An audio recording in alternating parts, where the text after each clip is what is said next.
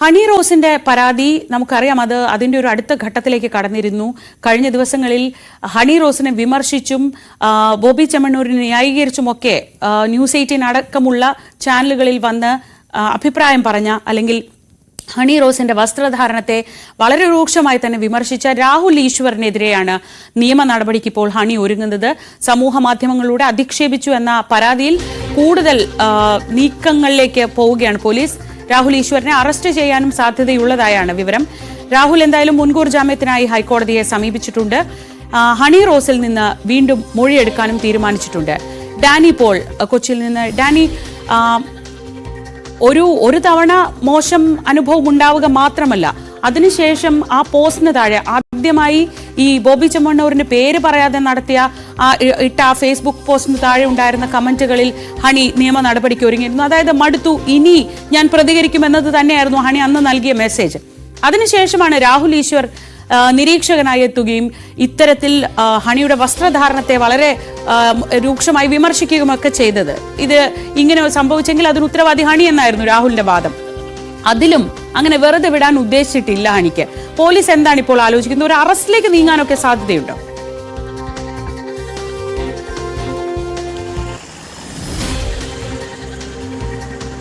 ഇതിന്റെ ഒരു പരാതിയുടെ ഒരു സ്വഭാവവും നിലവിൽ കേസ് മുന്നോട്ട് പോകുന്ന രീതിയും എല്ലാം അനുസരിച്ച് രാഹുൽ ഈശ്വറിനെ ഒരു പോലീസ് നടപടിക്ക് ഒരു സാധ്യതയുണ്ട്, വളരെ സജീവമായ സാധ്യതയുണ്ട്. അത് കൃത്യമായി മനസ്സിലാക്കിക്കൊണ്ട് തന്നെയാണ് രാഹുൽ ഈശ്വർ മുൻകൂർ ജാമ്യത്തിനുള്ളൊരു ശ്രമം അതെല്ലാം തന്നെ ആരംഭിച്ചത്. കാരണം ഈ ഒരു വിഷയത്തിൽ, അതായത് ഈ സ്ത്രീകൾക്കെതിരെ ഈ രീതിയിലുള്ള ഒരു അധിക്ഷേപത്തിൽ ഇപ്പോൾ ഹണി റോസിന്റെ ഒരു പരാതി ഉയർന്നു വന്ന സാഹചര്യത്തിൽ നിലപാടുകൾ കർശനമാക്കി മുന്നോട്ട് പോകാൻ തന്നെയാണ് ആ പോലീസിന് കിട്ടിയിരിക്കുന്ന നിർദ്ദേശം. അവർ അതനുസരിച്ച് കൊണ്ട് തന്നെയാണ് മുന്നോട്ട് പോകുന്നത്. കാരണം ബോബി ചെമ്മണ്ണൂരിനെതിരായ പരാതി ലഭിച്ച ഉടൻ തന്നെ ഒരു അന്വേഷണ സംഘത്തെ രൂപീകരിക്കുകയും അവർ ഉടൻ അതൊരു ആക്ഷനിലേക്ക് പോവുകയും മുൻകൂർ ജാമ്യത്തെക്കുറിച്ച് ആലോചിച്ചു തുടങ്ങിയ ആ ഒരു സമയത്ത് തന്നെ കസ്റ്റഡിയിലെടുക്കുകയും പിന്നീട് അറസ്റ്റിലേക്കെല്ലാം തന്നെ പോവുകയും ചെയ്തു. അത്തരമൊരു ചടുലമാർന്ന നീക്കം ഇപ്പോൾ ഈ കേസുമായി ബന്ധപ്പെട്ടുകൊണ്ട് മുന്നിലുള്ളത് കൊണ്ട് തന്നെയാണ് രാഹുൽ ഈശ്വരും അതേ വഴിക്ക് തന്നെ മുൻകൂർ ജാമ്യത്തിനുമെല്ലാം തന്നെ ശ്രമം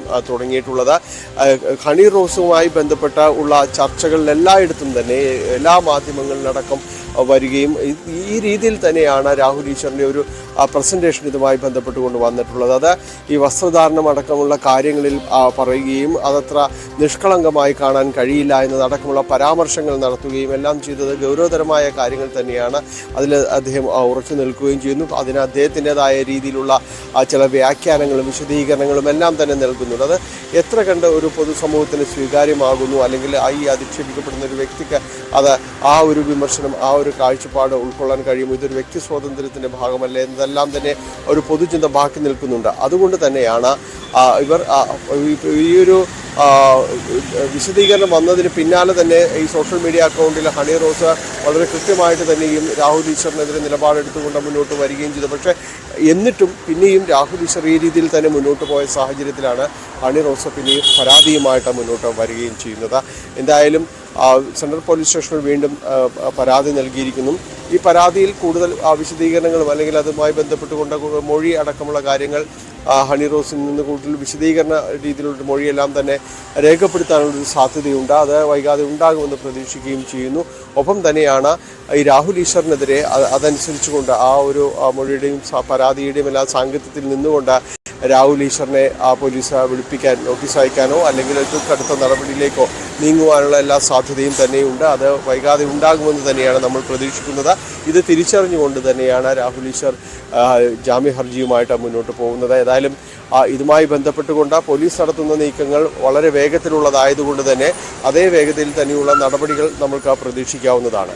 ഉറപ്പായും ഡാനി, ഇത് ഇപ്പോൾ അഭിപ്രായം പറയുക എന്നത് തങ്ങളുടെ സ്വാതന്ത്ര്യമാണെന്ന് കരുതുന്ന മനുഷ്യന്മാരുണ്ടാവും. പക്ഷേ മറ്റൊരാളുടെ സ്വാതന്ത്ര്യത്തിൽ കയറി അഭിപ്രായം പറയുന്നത് അല്പം പ്രശ്നമാണെന്നൊരു മെസ്സേജ് എന്തായാലും സമൂഹത്തിൽ എല്ലാവർക്കും കിട്ടിക്കാണും എന്ന് തോന്നുന്നു. എന്തായാലും പോലീസ് വളരെ ശക്തമായ നടപടികളുമായി, അതിവേഗത്തിലുള്ള നടപടികളുമായി മുന്നോട്ട് പോവുകയാണ്.